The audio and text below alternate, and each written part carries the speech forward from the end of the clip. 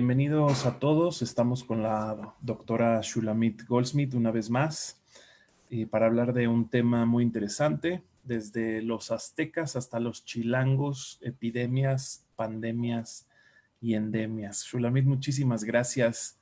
Los micrófonos y las cámaras son tuyos.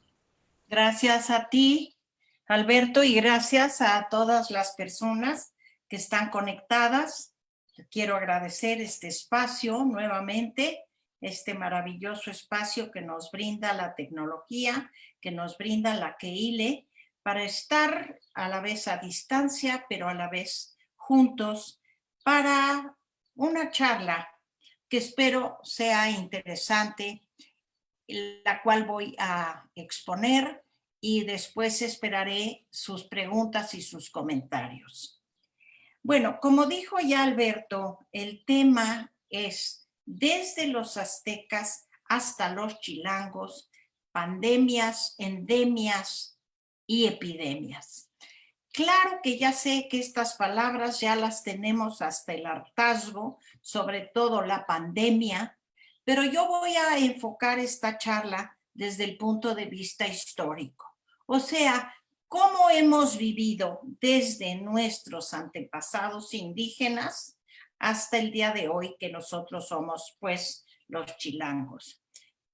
Voy a dar una brevísima descripción de lo que entendemos por estas tres palabras. Epidemia es cuando un brote infeccioso, una enfermedad, se sale de control y inunda un territorio por una época determinada. Esto lo tenemos hoy muy presente porque sabemos, o se ha especulado, que un brote infeccioso salió de un laboratorio en China y prendió y contagió y después ha salido a crearse una epidemia. Entonces ya sabemos nosotros desde tiempo atrás lo que es una epidemia, que va a contagiar a mucha gente, pero que se va a concentrar en un espacio determinado por un tiempo determinado cuando un brote infeccioso sale de control. De allí va a pasar a lo que nosotros estamos viviendo, lamentablemente hoy, cuando esta epidemia brinca fronteras, brinca océanos, ya no solo es un país, ya no solo es una región, son continentes las que sufren este contagio constante. Esto es lo que se llama una pandemia, ¿sí? ¿Qué es una endemia? Endémica es una enfermedad, una de estas epidemias que se ha podido controlar, y que deja su virulencia completa, pero se queda latente en tal o cual territorio, en tal o cual región, y se queda, como les digo, latente para cuando un momento más propicio, ya sea climático, ya sea alimenticio, propicie que nuevamente esta enfermedad entre en acción. Como ven, estos tres términos los describo de la manera más simple, más sencilla. Yo no soy bióloga, yo no soy epidemióloga, ni doctora. Mi doctorado es en otro campo por completo, pero simplemente para darle un marco a lo que vamos a hablar hoy. Como les dije, yo voy a hablar de este tema desde el punto de vista histórico, porque ese es el campo que yo domino, ¿sí? Vamos a ver, desde los aztecas hasta los chilangos, desde los siglos 1000, desde los años 1500 hasta el 2019, 2020 que estamos viviendo hoy. Sabemos, hemos estudiado que ha habido grandes culturas, grandes imperios, ¿sí? Civilizaciones enteras que logran llegar a un nivel muy alto y que de repente desaparecen. O no de repente, o paulatinamente, o de repente desaparecen. Esto puede ser pues generalmente lo vemos por confrontaciones militares, por razones políticas o económicas y muy importante, por razones de algún fenómeno natural. Nos viene a mente de inmediato el caso de Pompeya, una enorme, bella, sofisticada civilización que desaparece por una erupción del Vesubio, ¿verdad?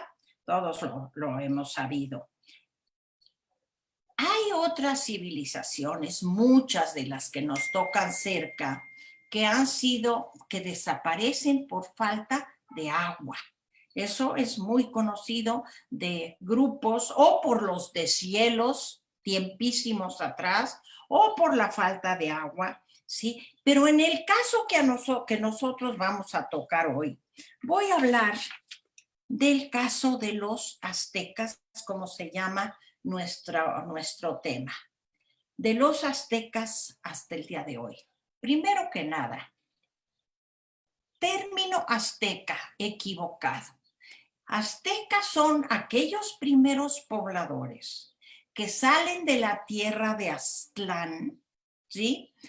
Y que, siguiendo el llamado de su dios Huitzilopochtli, les dice: Lej leja me artseja mi... No es cierto. Huitzilopochtli no hablaba hebreo, pero seguramente en náhuatl les dijo estas mismas palabras que a nosotros nos resuenan bíblicas. Váyanse de la tierra de Aztlán en búsqueda de su tierra prometida. Nos suena familiar, ¿no es así? Bueno, pues Huitzilopochtli manda a los aztecas a buscar su territorio que se va a llamar México. Y en el momento en que encuentran el territorio asignado por su dios, se convierten en mexicas. Por eso las investigaciones actuales de hoy descartan la palabra azteca. Ya conocemos todos desde nuestros tiempos de escuela cuál es la señal por la cual estos pobladores iniciales de Aztlán van a convertirse en mexicas. ¿Se acuerdan? El islote con el nopal, un águila trepada en el nopal devorando una serpiente. En el momento que nuestros antepasados llegan a este momento, son mexicas y van a construir un imperio enorme, fuerte, agresivo, dominador. Dominaba no solo el Valle de México, lindando con Puebla, lindando con Oaxaca, o sea, los tenía muy dominados, tanto así que sus vecinos fueron siempre sus enemigos, los tlaxcaltecas, los totonacas, ¿sí?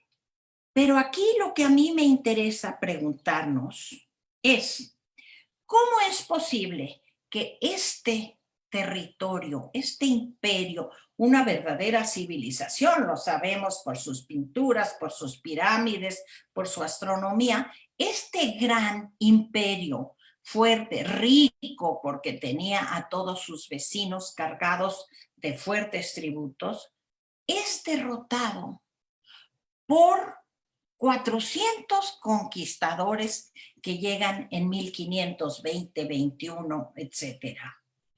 Nos hemos preguntado cómo es posible esto. ¿Cuál sería la respuesta inmediata? Claro, los conquistadores, aunque eran 400, traían armas de fuego, traían 7 buenos cañones y cada uno de los conquistadores tenía armas de fuego. Ya con esto podríamos decir que es la razón por la cual unos cuantos, sí, 400, van a acabar con un ejército de cientos, quizás cientos de miles. Aún hay más, ¿sí? Hay otros elementos míticos, diría yo, que van a aumentar las razones por las cuales cae el imperio mexica.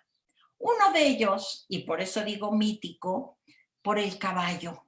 El caballo era un animal, un ser que los mexicas no conocían ni nunca habían oído hablar de él. Entonces, imagínense ustedes el asombro, el terror que va a inspirar que aquí unos hombres que llegan con sus dos piernas, sus dos brazos, su cabeza, ojos iguales que ellos, pero además vienen con cuatro patas velocísimas que pueden levantarse, que pueden arrasar, de tal manera que en sus primeros momentos los indígenas creen que caballo y hombre es un solo ser. Esto también es un impacto psicológico muy, muy fuerte. Hay otro elemento mítico que se va a aunar a estas razones de la derrota tan espectacular, espeluznante que tiene el imperio mexica, que es, hemos oído hablar todos, de que a estos grupos había llegado un hombre blanco tiempo atrás, mucho tiempo atrás, un hombre blanco y barbado que les enseñó muchas cosas, muchas artes marciales, muchas artes astronómicas, etcétera, y que promete regresar. Promete regresar el dios Quetzalcóatl, el hombre barbado al que erigieron como una deidad, ¿sí? Entonces, cuando Moctezuma, el último emperador azteca, oye que desembarcaron unos hombres blancos y barbados, piensa que es el dios Quetzalcóatl que regresa. Claro, esta es una visión muy temporal de Moctezuma, que de por sí era un hombre de pocas luces, cobardón, tonto. Sus ayudantes, entre ellos Cuauhtémoc, Cuitláhuac, todos estos grandes les dicen no, para nada. Esta avidez de oro que tienen muestra que no son ningunos dioses, son seres humanos. Para entonces ya el daño está hecho en gran medida. Moctezuma en una arenga política lo apedrean y desmuere. Pero como les digo, esta es una razón más para que el imperio mexica se vea derrotado, derrotado y derrotado. Pero ya para entrar en nuestro tema, hay como dicen, aún hay más. ¿Y qué es ese más? Que entre los navegantes, entre los conquistadores que llegan a las costas de México después de estar por el Caribe y traer esclavos africanos allí, en la nave de Pánfilo de Narváez va a venir se habla de seguramente varios africanos, esclavos, contagiados de viruela. Y entra aquí esta terrible epidemia, esta terrible plaga que va a acabar con los indígenas de una manera pavorosa. Obvio, era una enfermedad nueva. Los indígenas no tenían anticuerpos, no tenían defensas inmunológicas en contra de esta enfermedad que era totalmente desconocida. Había sido ya conocida en Europa, ¿sí? Pero para América, para este mundo indígena, era una epidemia desconocida, era una enfermedad desconocida a la cual ellos le van a llamar en náhuatl, le van a llamar la lepra grande, porque después va a venir la lepra chica, de la cual hablaré en un momento. Les quiero dar un dato muy curioso. Sabemos que el COVID, esta plaga que nos está intimidando ya desde hace unos cuantos meses aquí y en el mundo entero, nace o se descubre, nos empieza a hacer daño en diciembre del 2019.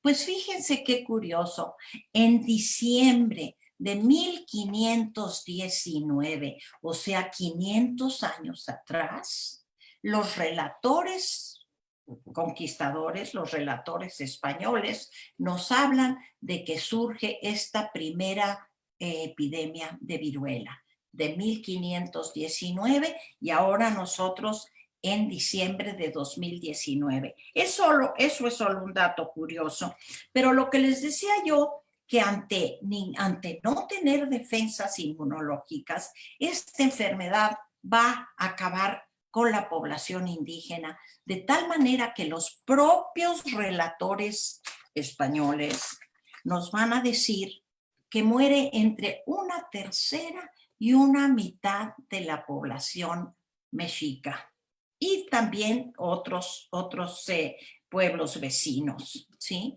Como les digo, también en los códices indígenas, que aquí tengo unos poquitos, hay esto, no sé si se alcanza a ver, como una imagen de lo que los relatores indígenas nos dicen. El relator indígena nos dice que Toribio de Benavente nos dice que los indígenas caían como chinches, ¿sí? Morían a montones como chinches, dice Toribio de Benavente, en 1555. Bernardino de Sahagún, otro relator importantísimo, nos dice que había cadáveres apilados en las calles, que se rascaban porque les ocasionaba un terrible dolor, una terrible comezón. Curiosamente, un gran cansancio, como el de hoy. Fiebres muy altas, como las de hoy, ¿sí? Y de esta manera va a acabar con 1/3 parte de la población en aquel entonces. O sea que entre 1545, de 1550, mejor dicho, a 1555, van a morir millones de nuestros antepasados indígenas. Y entonces la población indígena queda completamente mermada. Esto también, una de las consecuencias de la viruela en aquel entonces, y lo dice Fray Bernardino de Sahagún, lo dice, quedan ciegos. Fíjense qué cosas terribles, ¿sí? También, más adelante, a través de los propios conquistadores, en 1531 van a traer el sarampión. El sarampión es, como les dije hace un momento, lo que los indígenas van a llamar la lepra chica, porque no era tan mortal, tan letal como la viruela, pero sí cobró muchísimas víctimas, no eran tan agudos los síntomas, pero de cualquier manera fue una plaga que azotó el sarampión en 1531. Les voy a decir, se llama sáhuatl, la lepra chica, ¿sí? Y la otra es otro vocablo indígena con la terminación sáhuatl, que quiere decir la lepra grande. Más todavía, va a venir una enfermedad que en náhuatl es cocolistli, pero que es la que hoy conocemos como salmonela. Y como ustedes saben, la salmonela todavía es endémica en ciertas zonas de nuestro país. En ciertas épocas, ante ciertos estímulos, nos vemos todos afectados, o ciertos alimentos, nos vemos afectados por la shigella, ¿sí? Entonces estamos viendo que esta merma poblacional indígena también, obvio, va a contribuir a que este imperio caiga, ¡pum!, ¿sí? Además, fíjense, ¿cómo podrían haber percibido los indígenas todo esto? Hay guerra, hay hambruna, son plagas, son macot, ¿sí? Guerra, hambruna, estas epidemias, la opresión de los conquistadores, los tributos, la esclavitud, que esto va a ocasionar en partes de la población. Y aquí hay otro elemento que hay que tomar en cuenta. Como siempre, como el día de hoy, como siempre, hay ciertos sectores de la población que lo sufren más que otros. Los esclavos en aquel entonces, la población africana, la población negra, va a sufrir los estragos de una manera mucho más aguda, aunque toda la población indígena, como les digo, se ve mermada. La Nueva España se ve despoblada en gran medida de su población indígena. ¿Cómo van a verlo? Pues claro, como castigos de Dios, como plagas de que algunos están siendo evangelizados, algunos no han cumplido con lo que su religión les manda y sus dioses están enojados y les mandan todas estas plagas. Así las cosas vamos a seguir hasta el siglo XIX. Quiero decirles una cosa que ya lo comenté desde la clase pasada. Me gusta relacionar a la historia y a cualquier evento de la vida la literatura. Aquí, como les dije, podemos consultar los hermosos, aunque difíciles, códices indígenas que nos hablan paso a paso de todas estas enfermedades y de todo lo demás de la vida cotidiana de los indígenas. Los relatores españoles, que también es un poco difícil leer, pero es muy interesante. Y el maravilloso libro de Miguel de León Portilla, que se llama La visión de los vencidos, que es interesantísimo para conocer ese mundo lejano, pero a la vez cercano. Ahora, en el siglo XIX, en 1813, hay la epidemia del tifo. Y para mediados ya del siglo XIX, 1833, viene la horrible plaga del cólera, la fiebre amarilla. ¿Sí? Ya se sabía que la fiebre amarilla, el cólera, habían acabado también con una tercera o mitad de la población europea durante el medievo, ¿sí? Y llega a estos lares, a estas regiones, también a través del Caribe, quizá por zona tan caliente, y va a atacar Colombia, Ecuador, todos estos países de litorales, y también va a llegar en 1833 a México. Sabemos que se llama también la fiebre amarilla, hay quien le llama la fiebre negra, en yiddish se llama la Schwarze Mageife, ¿sí?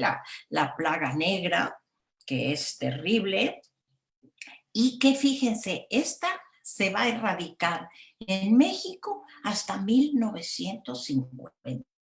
Claro, en México el cólera no fue tan encolerizado, digamos, tan agudo como en otras zonas de América. Tenemos aquí también el libro más maravilloso que existe de todos los libros, que es Amor en los tiempos del cólera de Gabriel García Márquez, que es bellísimo. El libro es bellísimo, aunque habla del cólera.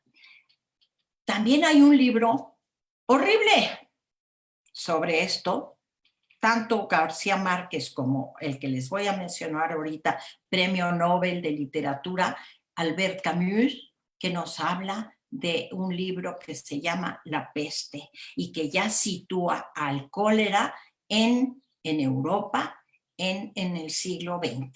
¿Sí? Entonces son libros que podemos leer si queremos dentro de unos años que ya nos hayamos desintoxicado de la pandemia. También quiero decirles que para la epidemia de la viruela hay un libro precioso que yo creo que ya no existe en las librerías, que yo leí hace muchísimo tiempo, de una escritora norteamericana que habla de la viruela en la Nueva España en los tiempos casi cercanos a la independencia, que se llama El ángel sin cabeza de la escritora Vicky Baum, ¿sí? Bueno, pues así seguimos. El cólera en México 1902, en Colombia 1910, va a hacer grandes estragos. En 1918, la influenza española, que también nosotros hemos tenido sus consecuencias más recientemente. La influenza española mata medio millón de personas aquí en nuestro país.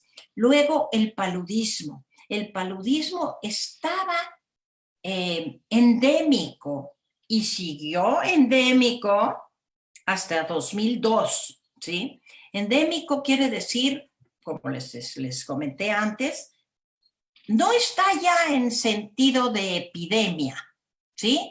Pero está subyacente, está latente al acecho de cualquier cambio climático, de cualquier cosa que permita que el mosquito anófeles, que es quien lo transmite, esté allí listo para picar a quien se pueda. Yo les voy a platicar algo personal.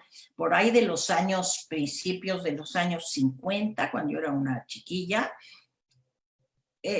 mi papá tenía ataques de paludismo y de repente lo veíamos temblando de unas fiebres altísimas. Nosotros niños nos asustábamos mucho porque él, cuando vivió en Tabasco, se contagió de paludismo y le daban ataques de paludismo muy esporádicamente, pero sí lo sufría. Y muchos otros hombres que venían de Veracruz, de Campeche, de Tabasco, se contagiaron de paludismo, y el paludismo también fue erradicado hasta 2002, ¿sí?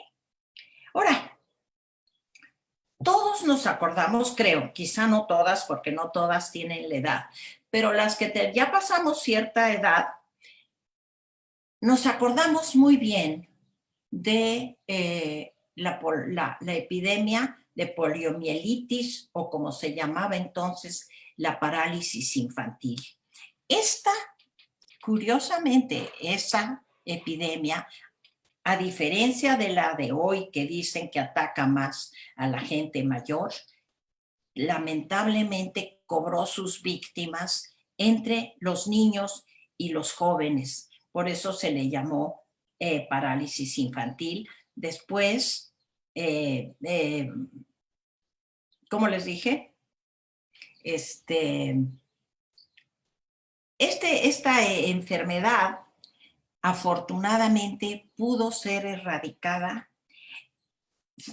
Fue muy fuerte la poliomielitis de 1948 a 1955. Cobró muchas víctimas. Afortunadamente allí se logró lo que esperamos que hoy se logre, una vacuna, que fue la del doctor Jonas Salk y del doctor Sabin, que por suerte pudieron terminar con esta epidemia, y parece que sí fue totalmente erradicada en el mundo entero. Aquí también hay un libro precioso, hermoso, triste, pero bellísimo, del escritor norteamericano. Este no es Nobel, pero es casi Nobel, Philip Roth, que escribió un libro hermoso sobre este periodo en los Estados Unidos que se llama Némesis, que sí, ese sí, definitivamente se los recomiendo que lo compren y lo lean. Quizá no en este momento, pero un poco más adelante.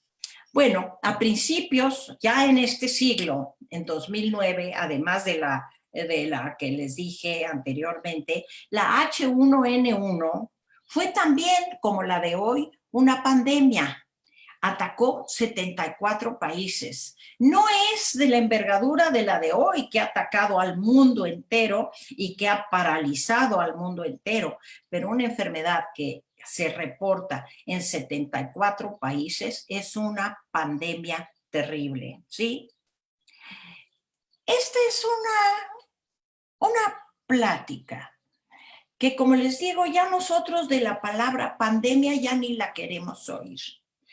Me interesó platicarles sobre esto para ver para aprender algo. Uno, que no hay nada nuevo bajo el sol. Ein hadash tajat hashemesh, como decimos en hebreo. Esto ha acompañado a la humanidad durante muchísimo tiempo.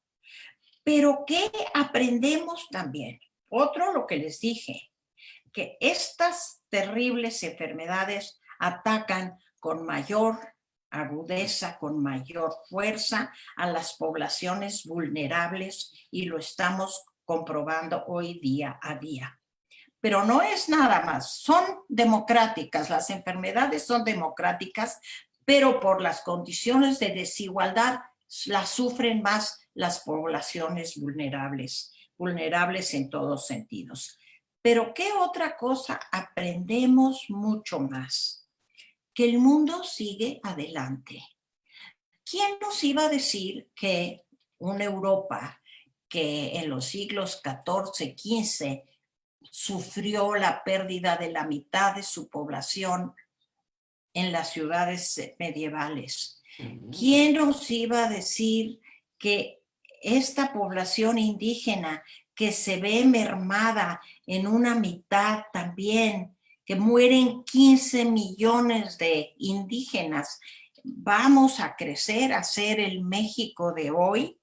O sea, que las ruedas del progreso, las ruedas de la vida siguen dando vuelta, que se va a tratar de aceitar estas ruedas, las ruedas de la carreta, del progreso, de la salud, ¿sí? Aquí quiero hacer un comentario especial. Hoy, afortunadamente, por todas las tecnologías y a pesar de todos los problemas que tiene el mundo, los científicos de uno y otro lado están trabajando para echar adelante esto. Las últimas noticias que hemos recibido es que los países, los Emiratos Árabes, quieren invertir sus grandes capitales en los científicos israelíes que parece que están encontrando modos de salir de esta pandemia. Esta mañana escuché también una conferencia que me mandaron desde España en la que los científicos españoles, franceses, norteamericanos, israelíes están trabajando en conjunto para echar a andar al mundo nuevamente, para que nos saque de esta parálisis. Porque si bien, como ya acabamos de ver, ha habido una serie de endemias, pandemias, epidemias, ¿sí?, que han hecho de las suyas con la población, también vemos que se ha salido adelante y que, pero nunca como antes, habíamos visto un mundo total paralizado. Así que ahora sí nos vamos a preparar para que los científicos universalmente encuentren una solución y no lo dejen como endémico, porque entonces no vamos a poder respirar. Vamos a seguir pensando que hoy le tocó a otro, pero mañana me puede tocar a mí. Esperemos que todos estos adelantos científicos y tecnológicos y humanos nos lleven a una total erradicación de esta pandemia. Muchas gracias. Si Gracias, alguien Shulamit. quiere, Alberto, hablar. Si alguien quiere hablar, por favor puede levantar la mano, escribir su pregunta o escribirla en Facebook también. Vamos a esperar un minutito.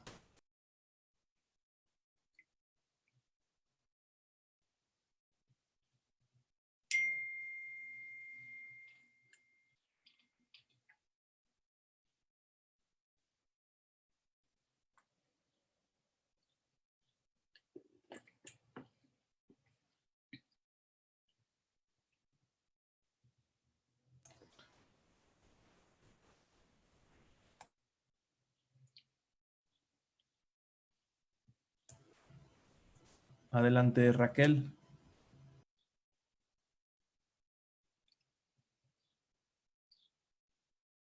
Hola, Raquel, ¿quieres decir algo?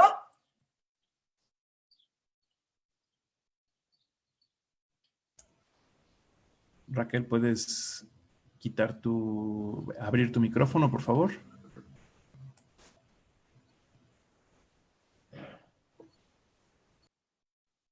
Veo, Alberto, que hay 4 en la cosa de chatear. Sí, son saludos de bienvenida. Ok, ok. En Facebook tenemos felicitaciones, muchas gracias, muchas felicidades.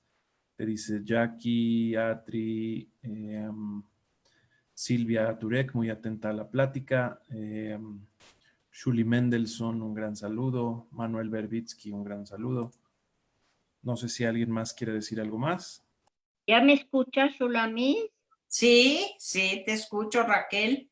Mira, Shulamis, yo sé que eres una gran historiadora de toda tu vida, pero ¿sabes qué? Me impactaste ahorita todo lo que oí de las lepras y de todas las epidemias que, ¿sabes qué? Se nos ha olvidado, porque gracias a Dios que lo podemos olvidar, pero no hay que olvidar, quiero decir, porque ahorita más que nada, a la edad que tenemos, francamente es tan difícil no saber si salgo afuera o no salgo afuera, qué me va a pasar. Pero lo que tú platicaste es de verdad, me impactaste, Chulamis, y te felicito. Gracias, Raquel. Sí, tienes razón. Mira, yo creo que precisamente a nuestra edad podemos ver para atrás y aquilatar todo lo que ha pasado el mundo en cuestión de enfermedades. Repito, en mis muchísimos años, nunca había yo visto que el mundo se paralizara por completo. Como dices tú, nos impacta la idea de ver la avenida de la Castellana en Madrid vacía, la avenida Juárez sin gente. Aquí mismo salimos a la puerta de nuestra casa y no hay nadie. Realmente ha sido muy impactante, pero creo que se ha evitado el contagio en gran medida, porque si bien ha habido muchísimas víctimas y lo vemos constantemente en las estadísticas que nos mandan, y que repito una vez más, la gran labor que la QEI le lleva a cabo con todos sus integrantes, de tenernos siempre informados cuánta gente, y eso es de la QEILA, pero en México y en el mundo y en Israel ha cobrado muchísimas víctimas. Podríamos imaginar cómo sería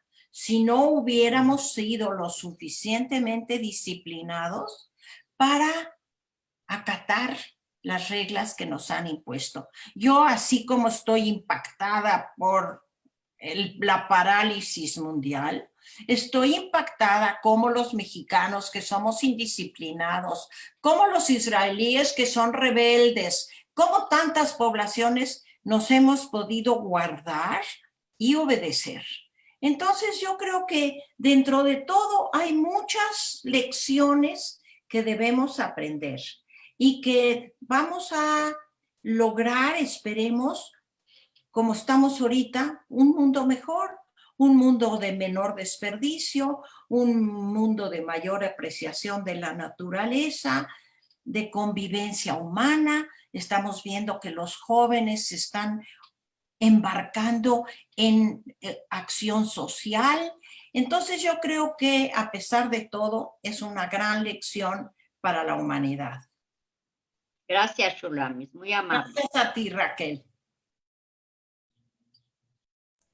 Tenemos un comentario de Vivi Biskin, increíble la manera de hilar todo esto. Dora Corona, gracias, Shu, por regalarnos tu sapiencia. Pues muchas gracias. Yo quiero agradecer a quien estuvo presente, a quien participa, a quien, aunque no oiga su voz, que haya estado aquí. Y pues seguir encerraditos y seguir nutriéndonos de lo que esta situación nos da. Buenas tardes y muchas gracias a todos, a todas, y a ti, Alberto, y a ti, a Vivi. Muchas gracias.